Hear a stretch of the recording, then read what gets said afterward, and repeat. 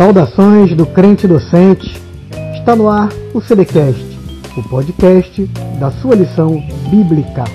Eu sou o professor Alex Rodrigues e hoje iremos estudar a lição de número 5, cujo título Roboão, o primeiro monarca do Reino do Sul, da editora Central Gospel.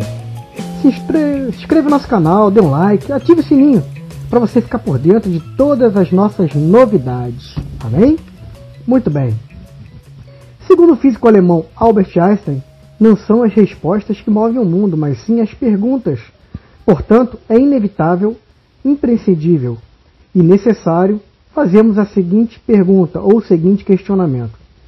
O que ocorreu após a morte de Salomão? Pergunta interessante, que vai nos trazer uma resposta muito ampla, complexa e esclarecedora.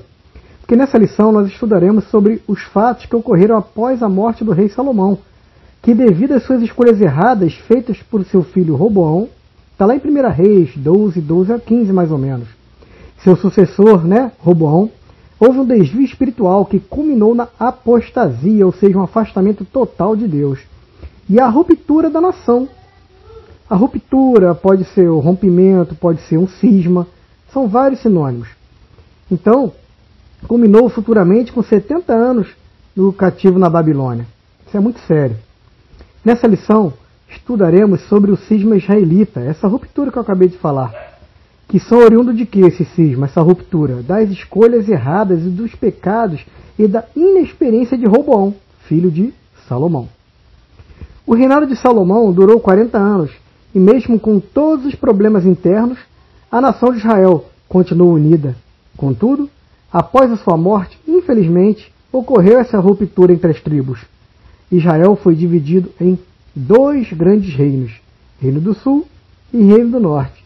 Desde a lição de número 1, nós estamos já aprendendo sobre esta divisão do reino. Ok? Já a preparação, o que houve na lição de número 1, que fala do Estado teocrático de direito, já começa a falar aí sobre a divisão dos reinos. Reino do Sul e Reino do Norte. E houve então o desmonte da nação israelita. Esse desmonte da nação israelita, ele teve ali uma semente, Como podemos dizer assim, deixa eu ver, é uma semente, Dali começou a surgir o desmonte. Durante um longo período dos juízes, emergiu uma tensão entre o princípio teológico, que nós falamos do Estado teocrático de direito, que preconizava o quê? A realeza de Judá, chamada Trilogia de Belém, no livro de Ruth. Davi também passou por dificuldades acerca disso. Na verdade, ele demorou 7 anos para ser reconhecido como rei pelas tribos do norte. Porque as tribos do norte sempre foram problemáticas. Nunca se deram muito bem com as tribos do sul. Porque elas estavam sob o comando, na época, de Isbosete, filho de Saul. Davi é aclamado rei sobre todo Israel só lá, mais ou menos, 2 Samuel 5, ali, a partir do capítulo 5, que ele é aclamado rei. Antes do capítulo 5 de Samuel, não, ele não era ainda reconhecido rei, 2 Samuel. Diante desta postura insensata, o inevitável aconteceu, que foi o reino dividido em dois grandes blocos, O primeiro bloco se juntou às tribos de Judá e Benjamim. Permaneceram com Roboão, aceitaram Roboão, filho de Salomão, formando o Reino do Sul, cuja capital era em Jerusalém. O Reino do Sul era chamado Reino de Judá. Tá bom? E as outras 10 tribos que sobraram, Alex?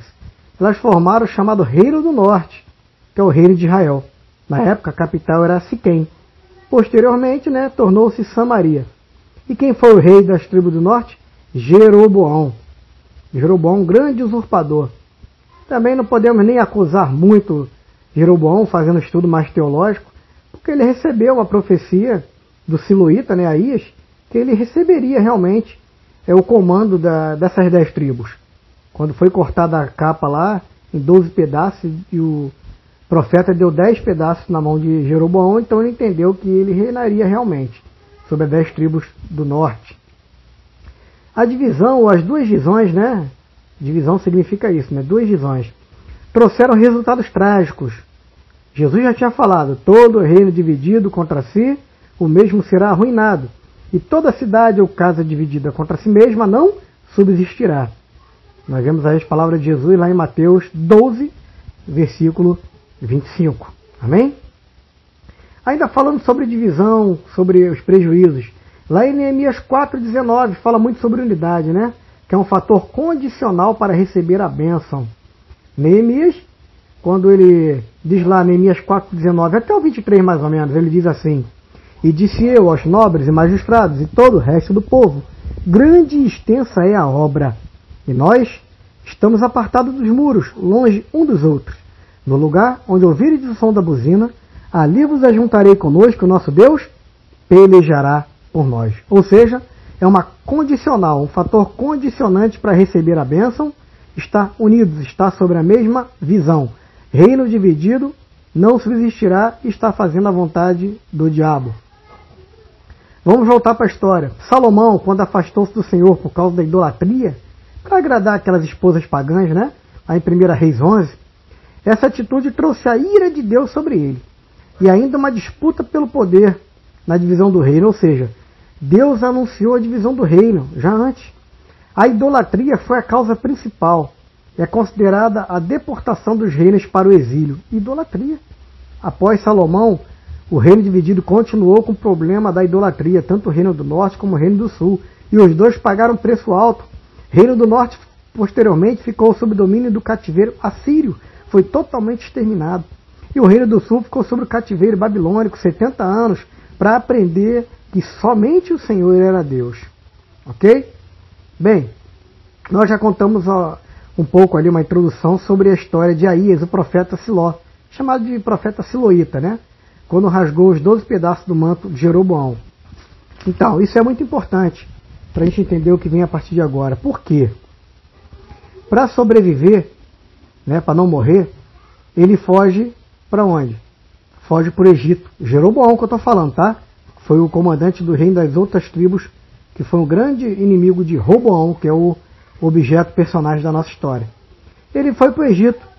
Quando ele soube da morte de Salomão, aí ele voltou, porque ele sabia que ele tinha uma profecia que ele ia reinar sobre as 10 tribos restantes. Roboão, agora o rei do sul. Roboão significa o povo se expande, ou libertador do povo. Ele era o filho de Salomão e da sua esposa Naamá. Era uma amonita de Amon.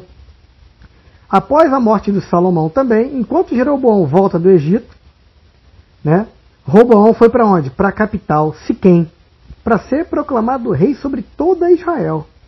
E ele começou a reinar cedo, muito jovem, com cerca de 41 anos. E reinou durante quase 18 anos. Porém, nos 3 primeiros anos de seu reinado, ele se preocupou em fortificar o reino. Ele tinha um favorecimento geográfico, pois o grande lago do Vale de Siroque separava 2 nações. E a oeste tinha os perigosos filisteus, inimigos históricos. E ao sul, o deserto de Negev. E as populações ainda no deserto nômades e hostis. E finalmente ao leste, o Mar Morto. Então a fortificação ali em Siquém era muito grande. Mas se você voltar para a lição de número 1 do Estado Teocrático de Direito, nós aprendemos que ele começou já fazendo tudo conforme contrário às orientações de Deus que o rei de Israel deveria ter como requisito. Não confiar em cavalos, não fortificar, confiar somente no poderio de Deus. Mas, pensando como ser humano normal, como estrategista militar, ele fez até o certo. Fortaleceu o seu reino, ok? Estava tudo bem ali nos 3 primeiros anos. Porém, sua inflexibilidade, por que inflexibilidade? Porque ele começou a cobrar a corvéia e fez uma reforma tributária. Alex, que nome estranho, corvéia? Parece corvina, peixe, né? Bem, isso é fácil. Corvéia é você... Isso é uma expressão da época feudal, né? Que é você cobrar um trabalho... Cobrar não, é você... cobrar um trabalho e não pagar. A pessoa trabalhar de graça para você, como se fosse um imposto. Muito tempo de trabalho, horas trabalhadas, sem contar. A partir de tantas horas que você trabalhou, que você começa a receber. Então era como se fosse um tributo também para o reino. E ele fez uma reforma tributária que já era pesada, o povo já pagava muito imposto, ainda pagava a corvéia, ainda teve a reforma tributária, ou seja, pagar mais impostos. Isso foi o que ele fez nas suas decisões precipitadas e equivocadas, causando perdas consideráveis, sendo a maior de todas essas perdas a unidade da nação. Lembra que nós falamos que era importante a unidade da nação? Que Jesus falou, Neemias também deu exemplo? Isto evidencia que o novo rei não estava tão preparado para essas mudanças. Aí eu elenquei aqui algumas características negativas que fez com que Roboão perdesse ali o domínio sobre todo Israel. Primeiro, ele era um rei indiferente. No versículo 4, ele não teve uma sensibilidade, uma sensibilidade com as necessidades do povo. Pelo contrário, o povo carecia de ser cobrado menos impostos, ter mais tempo para a família, ele fez tudo ao contrário. Segundo, ele foi um rei arrogante, não sabia se relacionar com as pessoas e atender às suas necessidades. Ou seja, ele não tinha um relacionamento interpessoal. E aqui eu conto até uma história mais para vocês complicada. Roboão, em vez de se consultar com os anciãos, ele até foi. Só que os anciãos não deram a resposta que ele esperava. Mandou ele aliviar um pouco, né? E ele pegou mais pesado ainda. Ele não gostou da resposta dos anciãos. Então ele foi procurar o pessoal da idade dele, os jovens. Aí foi o problema gravíssimo que aconteceu. Os jovens falaram: Roboão, não dá mole para esse povo não, dá mais chicotada, arrebenta eles, vamos cobrar mais, para eles ficarem sobre seu domínio, para eles respeitarem como rei. Aí ele ouviu o conselho dos jovens: meu irmão, minha irmã que está me ouvindo, ouça os mais antigos, ouça os experientes que já passaram por muita coisa. Não que jovem não serve para nada, não. Você também pode até ouvir o conselho do jovem. Mas se for para pesar na balança, fique com o conselho dos mais experientes. Olha o que aconteceu aí com o personagem principal da nossa história, Roboão. Ele era um rei, como eu falei, indiferente e arrogante, mas ele também era incompetente. Olha que coisa grave para um rei, para um monarca. Ele mostrou que não tinha competência para governar ao rejeitar o conselho dos anciãos. A corte, né, dos experientes, falavam por diplomacia, e ele fez tudo ao contrário. Ou seja, como ele era incompetente, ele não tinha as competências necessárias, que hoje nós chamamos de conhecimento, habilidade e atitude. Não seja como Roboão. Lance mão das suas competências. Adquira novas competências. Você tem que adquirir mais conhecimento. Tem que lançar mão das suas habilidades para as coisas boas. E tem que ter atitude. Não adianta também ter conhecimento, ter habilidade e ir para o caixão com você, para o cemitério. Você tem que ter atitude de fazer as coisas corretas. Ok? E ele ainda era insensato, porque ele ignorou lições do passado. Ele viu o que aconteceu desde a época dos juízes com os primeiros reis, Saul, Davi, Salomão, e ele continuou no erro. Continuou não, ainda piorou, fez coisas piores. Fechou os ouvidos para as vozes do sofrimento do povo e impôs o que mais? Opressão. Como eu falei, aquela corvéia da reforma tributária. Culminou com o quê? Com a divisão do reino, as duas visões. Ele perdeu 10 tribos para o reino do norte. Gravíssimo. Perdeu quase tudo. A partir desse desacerto desse rei, Roboão, fica evidente o que, meus amigos? A necessidade e a importância do preparo. Vou repetir a palavra. Preparo para o exercício de uma função tão importante, que é reinar sobre Israel. E nós somos reis, somos os monarcas da nossa família. Temos também que estar preparados. E nós, muitas das vezes, também somos os líderes de departamento de igreja, somos pastores, professores, somos líderes de oração, de departamentos chaves como família, escola dominical, etc. Então você tem que estar o quê? Preparado. Líder do evangelismo, departamento de missões, não importa. Qualquer liderança deve estar preparada. Deve aprender com os erros e aplicar de uma forma a não cometer mais esses erros. E se outros erros vierem, você não pode apagar o erro. Você deve anotar quais foram as deficiências, o que deu errado para fazer o certo. Tomar um rumo novamente. Ok? Então, seja qual for, aprenda no exercício da sua função. 4 coisas que eu vou falar aqui que Roboão não fez, mas que nós devemos fazer. Amém? É para isso que a história dele está na Bíblia. Não é só para ver que uma pessoa errou, não. É para ver que a pessoa errou e tem como fazer o certo. Ok? Vamos para as 4 coisas então. Primeira coisa, dependência do Senhor. Em vez de depender de Deus para fazer um bom governo, Roboão fez o quê? Importou cultos pagãos de outros povos. Provocou assim a ira do Senhor. práticas abomináveis. Para que sejamos bem-sucedidos, precisamos depender de tudo do Senhor. Vou repetir, de tudo, em todas as esferas, todos os aspectos. E aprender também, como o rei Davi e Salomão, que não aprenderam, que o Senhor é meu ajudador. Deus é o nosso ajudador, é nosso provedor. Deus é o nosso tudo. Não adianta você se preparar para ir para a guerra e não ter um preparo espiritual, não ter se preparado para com Deus. Isso é dependência. A dependência em todas as esferas, espiritual, material. Depender de Deus é reconhecer a sua soberania, que Ele é o único digno de toda honra, glória, louvor, adoração, majestade, ação de graça. Ele tem todo o domínio nas suas mãos. Como diz lá em Isaías 20, Ele está assentado sobre o globo terrestre. Para Ele nós somos pequenos, mas somos importantes, porque somos a coroa da criação. Então vamos aprender a depender do Senhor Deus. Segundo, conhecimento de causa. Parece até que Roboão, né? Roboão não tinha a grandeza daquele cargo, rei de Israel. Não aprendeu com as Escrituras.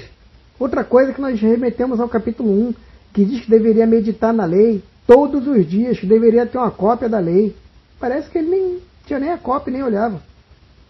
Não é isso? Não tinha conhecimento de causa. Parece até que ele não sabia dos desafios a ele inerentes. Revelou desconhecer os reais problemas do reino, bem como as consequências das suas decisões mal tomadas, e muito mal tomadas. Paz, é complicado para Roboão. Bem, tudo na Bíblia tem um propósito. O propósito é que nós aprendermos, como eu falei, com os erros. Terceira coisa que nós devemos aprender com os erros de Roboão. Temos que ter habilidade para negociar. Ou seja, uma linguagem mais popular. Temos que ter um jogo de cintura. Para quê? Para não dar ruim. Às vezes a gente tem que lançar a mão numa linguagem mais coloquial. Numa linguagem mais coloquial, esse jogo de cintura, especialmente onde? Nas questões políticas. Tem gente que até hoje não entende questões políticas e fazem extremismo político, tanto para um lado quanto para o outro.